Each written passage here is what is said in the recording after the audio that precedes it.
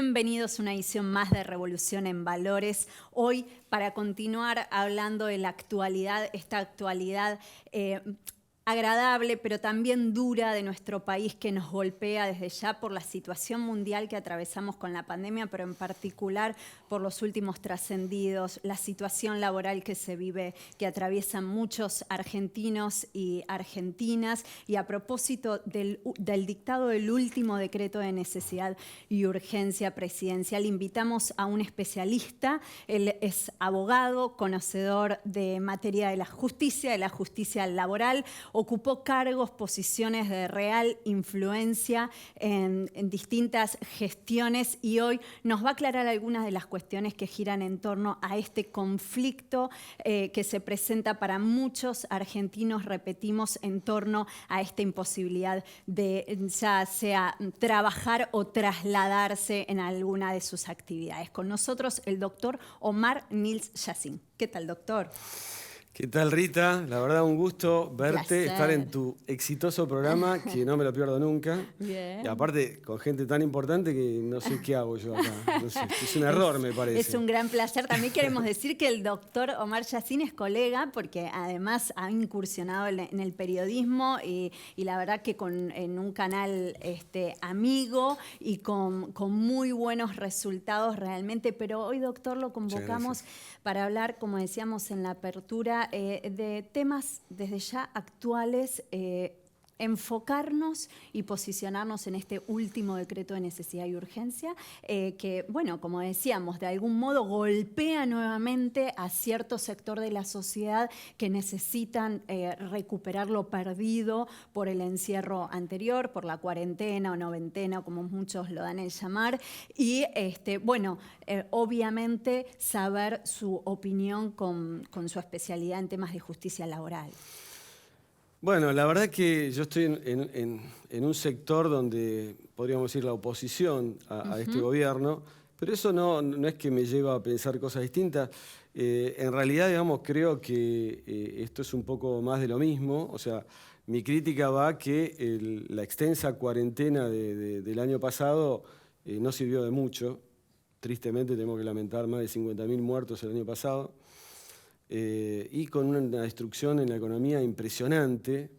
De las relaciones laborales también se ocuparon los DNU, haciendo algo que yo lo llamé la doble Nelson a los empleadores. ¿Cómo es Ojo, eso? yo soy abogado laboralista, parte trabajadora, pero verdaderamente lo que hicieron fue algo absolutamente increíble, porque la ley contra el trabajo el año 74 preveía situaciones como esta, un acontecimiento extraordinario que torna la situación imposible de seguir. O sea, a ver, ¿por qué, digamos, los empleadores no pueden pagarle a los trabajadores? Porque el Estado les cerró las empresas. O sea, la actitud del Estado, precisamente por las DNU del gobierno, es al empleador decirle, usted no puede despedir a nadie, usted tiene que cerrar la empresa, pero debe seguir cumpliendo con las obligaciones direnarias con el trabajador. Bueno, eso está bárbaro para el trabajador, pero ¿cuánto dura eso? Yo como abogado laboralista, en marzo se produjo esta situación del cierre del ASPO, digamos, esta sigla, digamos, que después pasó a ser DISPO. Y digamos, bueno, ya mis clientes que eran gastronómicos, mozos, ya en abril le dijeron, mire, a fin de mes cerramos. Porque ¿cuánto dura un restaurante, digamos, pagando los costos sin trabajar? Dura más o menos 15 días, un mes.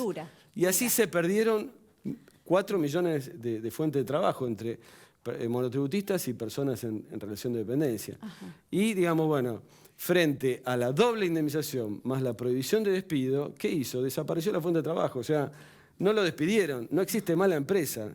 Esa situación que, digamos, ahora empezó a revertirse, que algunos empezaron a abrir, los que quedaron vivos empezaron a abrir, volvemos con este DNU, que es un poco más de lo mismo, ¿no? Yo creo que Einstein decía que no se puede hacer siempre las mismas cosas y esperar resultados distintos.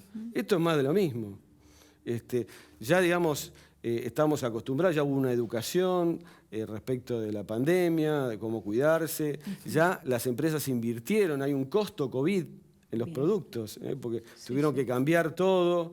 Los restaurantes pusieron las mamparas, Sí, separaron todo las un mesas. reacondicionamiento. Ahora, doctor, la pregunta es también, ¿no? Porque con el diario del día lunes uno piensa, analiza las cosas de otro modo. Ahora que estamos en el medio de este mar revuelto, ¿cuál es la posición, si se quiere, más equidistante o cuál sería la propuesta de la oposición? Porque aclaramos a la audiencia que el doctor Omar Yassin, además de ser un trabajador del derecho y demás, ha ocupado su cargo como director nacional del SECLO, el Servicio de Conciliación Laboral Obligatoria, en la gestión anterior y colabora activamente. Ahora vamos a conversar de esos temas netamente políticos, pero justamente yendo al sector de la oposición, ¿no?, que usted también acompaña. ¿Cuál hubiera sido la postura ideal, por así decirlo, en el dictado del DNU presidencial? Bueno, yo creo que primero hay algo que nos olvidamos, no hay vacunas. O sea, suponíamos que para este momento, bueno, el presidente dijo que en diciembre iba a haber 20 millones de vacunas. Claro. Ahora dicen, pero no es culpa nuestra, no nos las dieron. Bueno, pero si no te la dieron... A ver, hay un contrato firmado, somos abogados. ¿Qué pasa cuando alguien no cumple el contrato? Se lo ejecuta. A ver, lo que pasa es que no sabemos qué dice el contrato. Entonces, a ver, no pueden decir, nadie puede alegar su propia torpeza. Hicimos un acuerdo y no lo cumplieron. Bueno, ahora, ¿y qué resguardo tenían? Usted menciona algo muy, muy trascendente, que es importante que la gente entienda en sus casas, ¿no? Porque cuando uno lee la Constitución, nosotros los entendidos, más los que estamos en temas de derecho, bueno, hay frases que suenan alegóricas, bueno, la publicidad de los actos de gobierno, pero no es menor porque usted lo está mencionando, justamente que hace esa publicidad, los actos de gobierno, como haber dado a conocer el contrato de vacunación, hace una característica básica de la República. O sea, la publicidad de los actos de gobierno es condición esencial para la existencia de una república. Obviamente hay otros datos que lo indica la Constitución, o sea, el constituyente así lo quiso. Tal cual. Y hablando de la Constitución, digamos... Recordémosles a la audiencia que no tienen la obligación de ser abogados, ¿no? O sea, porque no hay obligación de ser abogados. Que un DNU es un decreto de necesidad y urgencia, donde el presidente de la Nación hace lo que la Constitución le prohíbe, que es legislar. Claro. Para eso está el poder legislativo. Entonces, lo que es una excepción pasó a ser una regla. El año pasado, hasta fines de año, había más DNU que leyes. De paso, el Congreso estuvo cerrado, la justicia estuvo cerrada. Pero entonces, ¿cómo es el tema? ¿Por qué esto no puede salir por ley? Bueno, pero esto, Doc, es un vicio y en esto sí la gente, el sentido común, la inteligencia, el saber popular lo va a saber acompañar. Es uno de los vicios fundamentales de este sistema presidencialista concentrado, el cual precisamente, valga la redundancia, concentra, enfoca toda la autoridad en la figura, en el presidente, que es unipersonal, el poder ejecutivo, y entonces lo que termina ocurriendo es esto, las leyes, este dictado que debiera ser por excepción se torna regla, porque ya desde el fallecido expresidente Menem comenzaron estos cuestionamientos. Sí, Rita, ¿no? es cierto, pero acá se batieron todos los récords. No, o sea, claramente. Acá, digamos, creo que este gobierno batió un montón de récords negativos, por supuesto, ¿no? Creo que es digamos, si dijéramos cuál es el gobierno de la historia argentina, que en el primer año fue la peor gestión, los peores resultados, es este gobierno, 10% abajo del Producto Bruto Interno. Y, digamos, echarle toda la culpa a la pandemia, a cada gobierno le toca lo que le toca. A Macri le tocó la sequía más grande de los últimos 100 años. A ellos le tocó la pandemia. Entonces, a ver, no se le puede echar la culpa a todos los demás. No. Uno está en el lugar y está gobernando. Entonces, digamos, lo peor que pueden hacer es aferrarse a errores.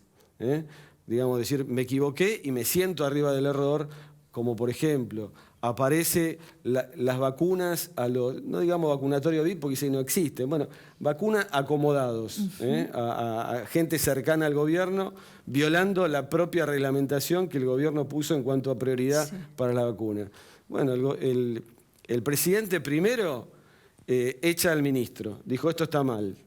Y después agarró la lista de los que se habían vacunado y dijo, no, este puede andar porque tiene más de... Este estratégico. Y entonces, ¿por qué lo echó al ministro de Salud? Entonces, a ver, eso, digamos, el daño del tema de las vacunas, Sí. no, decir, bueno, ¿y ahora qué hacemos? Y no sé, porque a esta altura teníamos que tener toda la población de riesgo vacunada. Sí, sí, Entonces ahora que ellos digan qué hacemos, ¿no? O sea, nosotros lo que decimos es, esto es más de lo mismo y esto nos va a traer más destrucción. Y te digo una cosa más, y no quiero monopolizar Sí. la palabra, te quiero dejar que preguntes tranquila. Mira, viste, los memes que hay, a veces me hacen matar de risa, yo creo que el público en general también, ¿no? Había uno que creo que es una insignia. Uno decía, porque cuando tuvimos que elegir entre la salud y la economía, elegimos la reforma de la justicia. Claro. O sea, a ver, mientras estábamos el año pasado todos metidos en las casas, cuidándonos y que el Estado se iba a ocupar, empezaron a aparecer estas cosas que no están en la agenda de la gente. Sí, no. O sea, en la tuya y la mía, que somos abogados, por ahí el tema de la justicia está, pero en la gente, para alguien en la calle y preguntarle las prioridades, y te va a decir inseguridad, inflación, pandemia. No sé si alguien te va a decir justicia.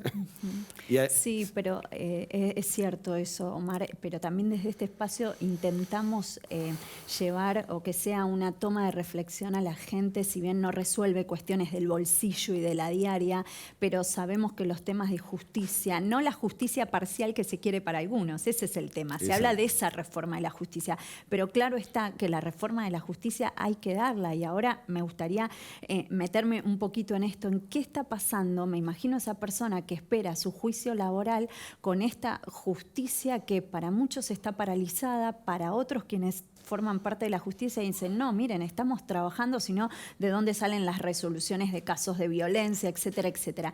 En concreto, y con su métier, ¿no? Que es el derecho laboral, ¿qué está pasando en la justicia del trabajo? Bueno, la justicia del trabajo físicamente está cerrada. O sea, cerró el 17 de marzo del año pasado y o sea, uno va y está la puerta cerrada. O sea, se trabaja excluyentemente en forma remota, ¿no? Sí, no existe pero no se empezó al día semipresencial. siguiente a trabajar en forma remota. Hubo 3 meses que no se sabía, no había nada. O sea, ¿Y el judiciable en el medio? Porque esto sí es un tema. ¿El empleado judicial? No, el judiciable, digo, la judiciable. persona que tiene un interés para que se resuelva su tema. Es terrible, porque, digamos, yo que soy abogado de obrero, explicarle que digamos, la justicia está parada y que no puede moverse de su juicio, como pasó el año pasado, es terrible. Hasta me encontré, porque también el SECLO estuvo 3 meses cerrado. Claro. El Tribunal de Trabajo Doméstico, que es los juicios que hay con las trabajadoras de casas particulares en la capital federal, sigue cerrado. Ahora, desde el año es pasado. Grandioso, porque qué paradójico, Doc, para que pensemos que un gobierno que, si se quiere, protege mucho al trabajador y por un lado otorga los CIFE y trata de cuidarlo de que no se transporte y además le cierra todas las puertas de su leal y real reclamo ante los medios, digamos, que la justicia le ofrece. Eso ya no depende de la justicia. Si hay un trabajador postergado y que es el último, digamos, del tarro, es la trabajadora de casas particulares. Claro. Está el tribunal cerrado desde el 17 de marzo del año pasado y solamente Esto toman... es un dato, es así oficial. Tal cual. Uno va a la puerta, acabo de preguntar. Usted está ahí cerrado. Hay que pedir un turno para que te atiendan en la mesa y dan 2 por día. No notifican una sentencia hace 1 año y medio. Claro, y es desalentador. No toman una audiencia de testigos hace 1 año. Hay 15.000 causas. En cada 15.000 causas hay por lo menos un trabajador, un abogado a cada lado y un empleador. Claro. O sea, y yo digo, ¿no les importa a nadie eso? O sea, ¿no les importa a nadie que esté eso cerrado? Cuando el SECLO cerró 3 meses, me llamaban, me escribían por Facebook a mí, yo ya había dejado el cargo hacía 2 años. Claro. Me llamaban, me escribían por Facebook trabajadores diciendo, yo hice un acuerdo en marzo, entró a homologar y no salió nunca más. Recién salió en septiembre. Claro. O sea, no le homologan el acuerdo, no cobra. O sea, gente que quedó enganchada en esa. Sí. Ahora, por suerte, está funcionando. Digamos, el director nuevo es una buena persona que está poniendo lo mejor de sí. Los conciliadores también. Están tratando de recomponerse toda esa situación. Pero hubo una situación que, digamos, digamos, está bien De que sorprendió incertidumbre esto. total porque y dijeron absoluta. que puede pasar ahora lo mismo. Dijeron 14 Claro. días. Y se fue todo el mundo a la casa. Y después tuvieron que volver 2 meses después para ver cómo hacemos para que esto funcione remotamente. Ajá. Doc, justo y en relación a esto vamos a compartir con la audiencia los últimos libros claves del derecho al trabajo y la conciliación laboral como política de Estado. Te explico, esto es un obsequio para vos porque, digamos, soy aburrido, te regalo libros, no regalo perfume, nada de eso, pero, pero como sé que sos muy buena lectora, el celeste es uno que escribimos en la gestión, la conciliación laboral como política de Estado. Bien. Donde nosotros llevamos esta visión de la conciliación, y en Mendoza hay un ciclo igual que en la Ciudad de Buenos Aires, que es de Mendoza, ¿no? De la provincia. Y este es un libro sobre teoría general del derecho al trabajo que hemos escrito con los profesores de la cátedra y de mi curso, Sebastián Rey, Gladys Ramos, Cecilia Berti y otros, y gran elenco. Gran se van a enojar, elenco. Aclaramos que el doctor es un catedrático muy reconocido en la Universidad de Buenos Aires y en otras casas de estudios, de altos estudios también. Doc, si pudiéramos hablar entonces de algunas mejoras de lo que fue la gestión suya, ¿no? En el SECLO, en el Servicio de Conciliación Laboral. Bueno, mira, sin saberlo, o sea, que podía ocurrir esto, nosotros hicimos varias cosas que sirvieron para digitalizar el SECLO. Como por ejemplo, que antes en el SECLO se pedía un turno por internet, se iba personalmente, se sorteaba el conciliador en las oficinas, se atendía la audiencia en el conciliador que había tocado, y eso demoraba bastante cuando yo lo tomé. Nosotros lo que hicimos fue que el propio sistema, o sea, que el abogado de su estudio pedía la conciliación, el propio sistema sorteaba el conciliador y directamente iba a la oficina del conciliador, que es un abogado particular que tiene la licencia del Ministerio de Trabajo y del Ministerio de Justicia, y ni siquiera pasaba por el SECLO. Yo me acuerdo que tenía en el SECLO una sala de espera gigante que le hicimos boxes. O sea que, claro, como bien decía anteriormente, anticipándose de casualidad a toda esta cuestión que era para agilizar, digamos. No, lo que sucede también es que la gestión anterior fue acompañar a ese proyecto de reforma del Estado, digitalizar. Eso vos lo conocés bien por tu labor en la función pública, el expediente electrónico. O sea, a ver, yo cuando empecé en el SECLO firmaba 400 homologaciones por día, a mano. Si por ahí viajaba al interior por algo y no estaba 3 días, firmaba 1200 más o menos. He tenido problemas, se me recalcó la mano. Bueno, por suerte, en el 2017 se informatizó todo, firma digital, con token. Bueno, eso también, porque el expediente era virtual hasta la firma del director nacional, que era yo, y firmaba. Eso adelantó muchísimo. Lo único que se logró ahora, y que también es muy bueno, es que las audiencias se hagan por Zoom. Algo que no llegué en la gestión es renovar el elenco de conciliadores laborales, que hay muy buenos, pero son los conciliadores laborales que salieron al concurso el año 96 y digamos, se achicó la cantidad. Hay algunos que se jubilaron, otros que no están más por distintas razones. Y mi impresión era, digamos, mi ímpetu fue tratar de completar ese elenco con otros conciliadores. Democratizarlo, por así decirlo. Pero no llegamos, porque aparte eso se hace conjuntamente con el Ministerio de Justicia, y no llegamos con la gestión a hacerlo. Ojalá lo hagan en este. Dios mediante, doctor, muchísimas gracias por su participación en nuestro espacio. Bueno, el afecto es personal. Rita, la verdad, me diste un gusto bárbaro estar con vos. Gracias. Y nosotros continuamos con más Mercados por Expertos.